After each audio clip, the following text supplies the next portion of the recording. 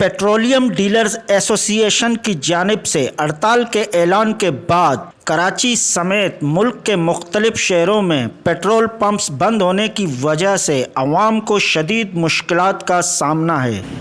देखें, ये तो फैसला एसोसिएशन के ऊपर है कि आया वो गवर्नमेंट जो हमारे जायज़ मुतालबात है कमीशन बढ़ाने के, तो अगर वो आज राज़ी हो जाती है गवर्नमेंट, तो हम जो ना सुबह से हड़ताल जो ख़त्म कर देते हैं।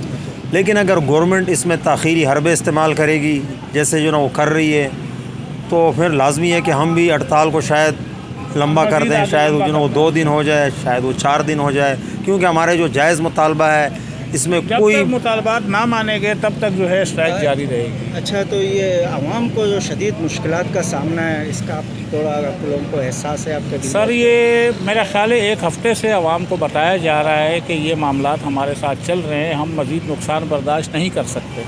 पेट्रोल पंप चलाने के बाद भी हमें लॉस हो रहा है, लिहाजा ये मामलात हैं आपके सामने।